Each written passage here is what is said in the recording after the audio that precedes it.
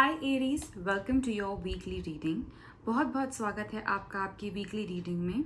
आइए देखते हैं कि आपके लिए लव रिलेशनशिप के लिए क्या मैसेज आ रहा है फ्रॉम द टैरो कार्ड्स।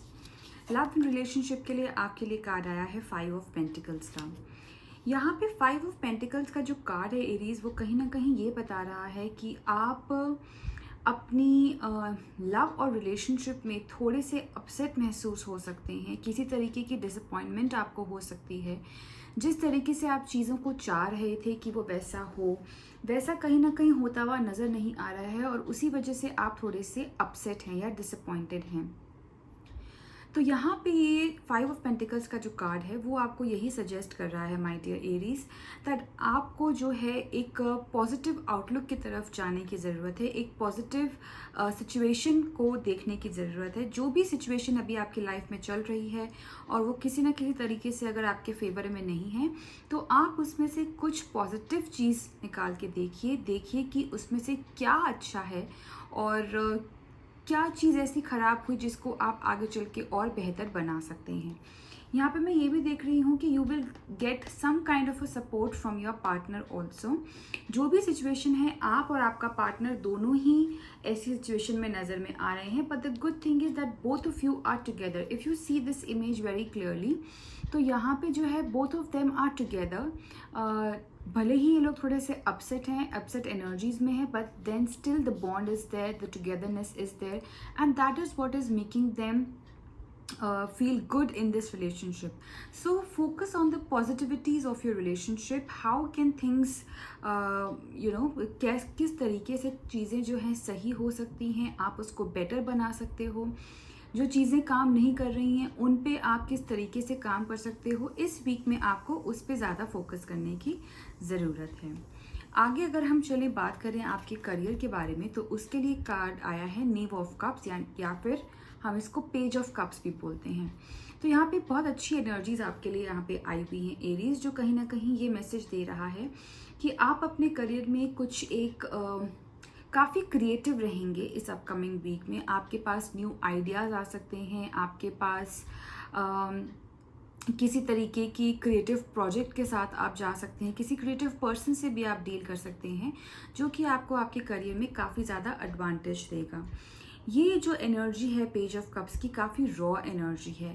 तो यहाँ पे ये भी देखा जा रहा है कि जो भी प्लान्स या जो भी आइडियाज़ आपके दिमाग में आ रहे हैं, हो सकता है कि वो प्रैक्टिकल लेवल पे इतने ज़्यादा सही ना हो, या फिर आपको उस पर ज़्यादा मेहनत करने की ज़रूरत पड़े। तो आपकी जर्नी जो है यहाँ पे थोड़ी सी लंबी हो जाएगी, इन द सेंस कि आपको पेज से एक किंग बनना है। तो उसमें जो है आपकी जर्नी थोड़ी सी लंबी है, और आपके जो आइडियाज़ हैं वो कितने प्रोडक्टिव हैं, कितने ज़्यादा आप कहाँ पे फंसे हुए हैं, किस चीज़ पे आपको काम करने की ज़रूरत है, अपना गोल आपको अगर पाना है तो उसमें आप क्या कर सकते हो, किस तरीके से आप उसको अचीव कर सकते हो, वो आपको इस हफ्ते जो है वो देखने की यहाँ पर ज़रूरत है। बाकी आइडियाज़ अच्छे होंगे, क्रिएटिव होंगे, और अगर आप किसी क्रिएटिव फील्ड से जुड़े हुए हो तो और भी ज़्यादा अच्छी बात है, और भी ज़्यादा गुड न्यूज़ आपके लिए आ रही है यहाँ पर। तो इसीलिए उस चीज़ पे जो है आप काम कर सकते हैं। Keep continue doing whatever you are doing. If you feel that your ideas are worth it and it can help you reach your goal, then definitely you need to work on those ideas and work on the creative level. All right, this is what this card is telling me. Moving on to your guidance message, let's see what guidance message do we have. We have, what do you need to release? Waning moon. सो अगर हम बात करें यहाँ पे हमारे moon cycles की, तो 2 ही moon cycles होते हैं, एक वेनिंग मून होता है, एक वैक्सिंग मून होता है। तो यहाँ पे भी आपके लिए बहुत ही क्लियर मैसेज आया हुआ है यहाँ पे मोनोलॉजी की तरफ से, that try and think that what is holding you back. ऐसी क्या चीज़ है जो आपको पीछे ढकेल रही है, या आपके गोल्स तक आपको पाने की कोशिश जो आप कर रहे हो उसमें क्या बाधा आ रही है, क्या ऑब्स्ट्रक्शंस आ रही हैं, क्या स्पीड ब्रेकर्स आ रहे हैं। You need to identify that, and अगर वो आपके लिए यूज़फुल नहीं है तो रिलीज दैट। ठीक है, जैसे कि यहाँ पे 5 ऑफ पेंटिकल्स के बारे में भी मैंने बताया कि आप थोड़ी सी अपसेट एनर्जीज में यहाँ पे नज़र में आ रहे हैं. तो you need to identify that what are those energies. Is it even worth bothering? Is it even worth paying attention to? If no, that release. Then you have to release those things जो कि आपके लिए नहीं हैं.